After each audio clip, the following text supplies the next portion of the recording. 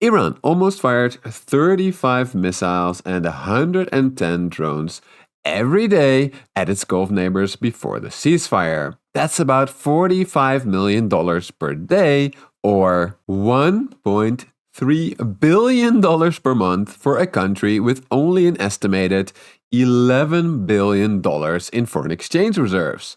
That is a lot of money to burn through every month. But given that oil prices went up initially, Iran could easily afford it with the increased oil revenue alone. However, after the US then counter-blockaded Iran, completely shutting down its oil exports, and after they launched the so-called Operation Economic Fury, targeting Iran's money directly, the Iranian rial went into free fall compared to the dollar, which got worth a lot more. And since then, Iranians have reported increased shortages and inflation rising ever higher and higher and higher, perhaps even soon towards hyperinflation. So that raises the question, how long can Iran actually afford to keep fighting before its war economy collapses? Now, to answer that question properly, we need to do a quick recap of War Economics 101. In a nutshell, whereas civilian economies are all about generating wealth and spreading it widely, war economies are purely about mobilizing as many resources as possible for war. Now, if we look at the history of war economies, there are three crucial lessons that can help us answer if Iran can afford to keep fighting much longer. Lesson number one comes from Russia, and it is, if you have enough resources, your limit is inflation.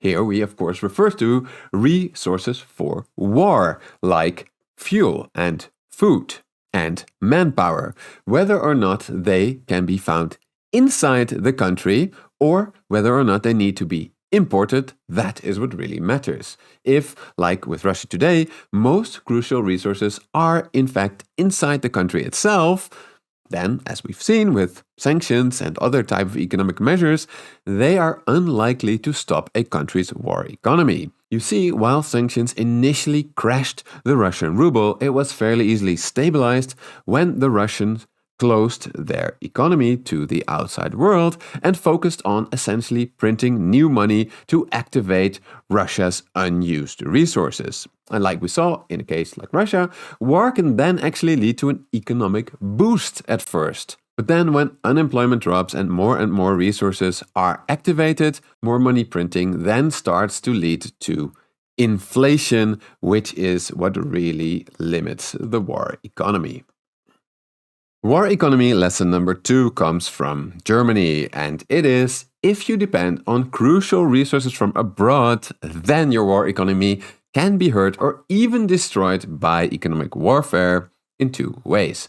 The first is through limiting access to foreign currency. So, for example, during the First World War, Britain severely limited Germany's ability to import crucial war supplies from neutral countries through what was essentially a financial blockade around Germany, punishing anyone who gave Germany access to pound sterling.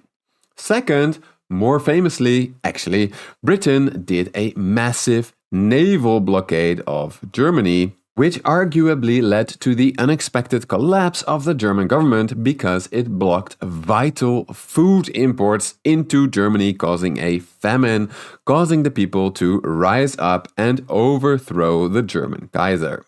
And finally, the third lesson comes again from Germany, but now in the Second World War, and it is that if you can get air supremacy, you can really crush a big part of the war economy directly, simply by destroying factories. So, for example, after Britain and the US bombed the German factories in the Ruhrgebiet, this was essentially the end of the German Air Force, the Luftwaffe, meaning that countries like Britain and the Soviet Union were much safer after that. So how do these three lessons help us answer our main question, whether or not Iran's war economy can afford to keep fighting? Well, it means that we essentially need to determine whether or not Iran is more like Russia today or like Germany in the two world wars. But first, it means that we need to assess the physical damage.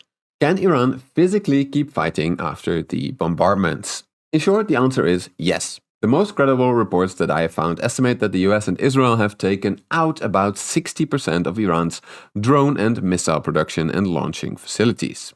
The remaining missile launch facilities are underground and therefore very difficult to hit. And drone production will be even harder to destroy, given that these are so simple to make that they can be made decentralized in workshops all over the country, which will be impossible to take out completely from the air. On top of that, there are actually major drone factories just north of Iran in Russia, which already produce Iranian-designed drones and could and might already easily find their way to Iran via the Caspian Sea, which is, of course, not impacted by the US blockade. So with that out of the way, is Iran more like Russia today or Germany in the world wars? Well, given that Iran does not face a land invasion, the resources that it needs to fight this war are pretty simple. It just needs to produce enough drones and missiles to threaten its neighbors and, crucially, to threaten the merchant ships that want to go through the Strait of Hormuz. And for that, it needs three main things: fuel, metals, and workers. And essentially, all of these are available inside Iran. In fact, unemployment is quite high and rising. So in theory, like Russia, Iran's economy could even get a major boost if it switches to full war economy mode. However, there are two problems with that narrative. The first is that while in theory a major oil and gas producer like Iran should of course have enough fuel, but in reality there are many reports from Iran that this is in fact not the case because refineries have been damaged and or mismanaged.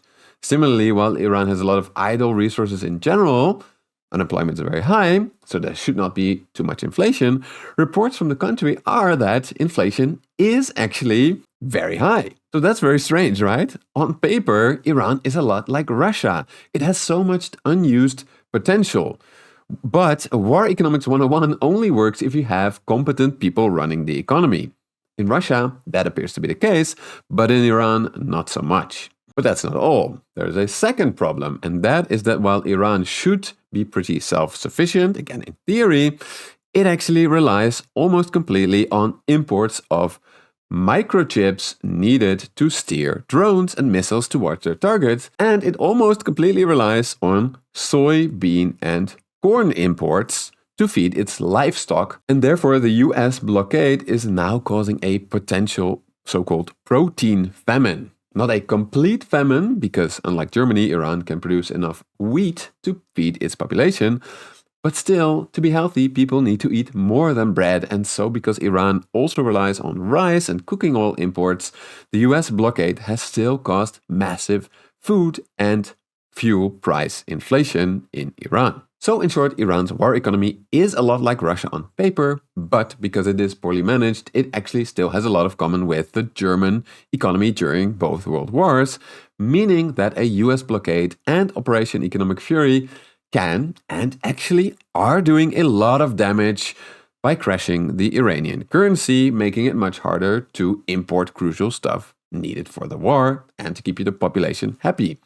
But is it enough? Is the blockade stopping Iran's war economy from functioning? This question can be answered in two ways. First, will Iran have enough foreign currency reserves to keep importing the microchips that it needs to power drones and missiles?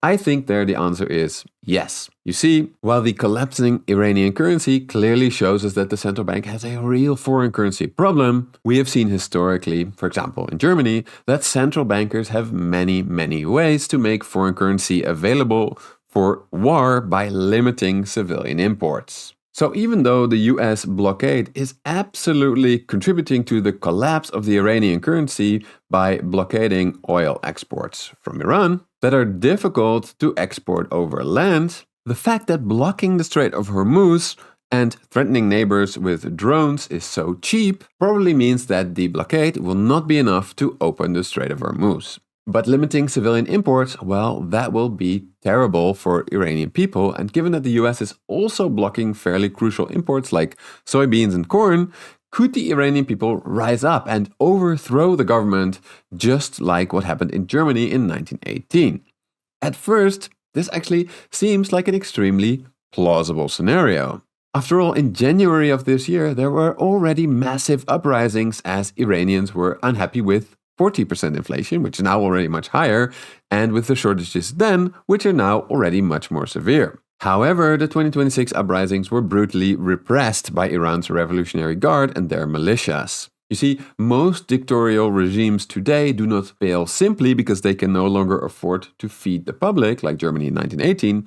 No, now if they fail, they do so because they can no longer afford to feed or pay the men willing to shoot the civilian protesters. You see, while there are now many reports that the civilian economy in Iran is really starting to hurt, inflation is going towards hyperinflation. Yes, that's terrible, but it won't necessarily cause the regime to collapse.